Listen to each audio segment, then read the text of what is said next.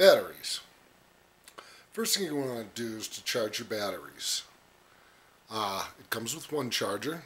You might want to pick up a second battery and another charger. I have actually 2 chargers and 3 batteries. There's a red dot on the bottom, and then there's 2 little lines up here. This slides right into your charger. Get that in nice and firm. That slides into the charger. Just put that in the wall, and this red light will light up. One of the things you want to make sure is you're always starting with a fully charged battery. The next thing, most importantly, you don't want to overcharge them, so don't ever leave them in overnight or anything like that.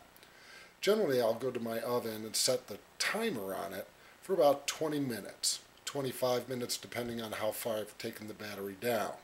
And then I'll check it. If it's still red, I add another 5 minutes. When it beeps off, I'll come back and get it, and usually it's done. One of the big problems that's with the batteries that you've got to check is actually putting them in the quadcopter itself. All they do is slide right here into the bottom, okay? Now the problem here is, look at this. Just next to no movement, that will slide.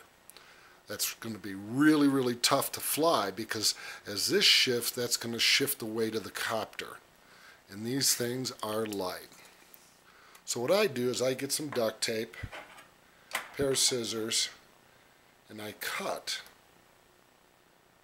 one slice of tape just about the right size to fit over the top of this. And I apply that on nice and evenly. There we go. Now let's give that a shot. Red dot always goes down to the bottom. Slide that in. Ooh, now that's nice and firm. See that? Well, you could probably use another one. So I'll do that a little later. Okay. I've added a second piece of tape on the battery. Now we'll go ahead and try to slide that in. Oop, wrong way. Right on the bottom. Or on the other side, I should say. Okay, now you can see I have to actually push it in. Now it's kind of felt the lock in there. That's nice and firm.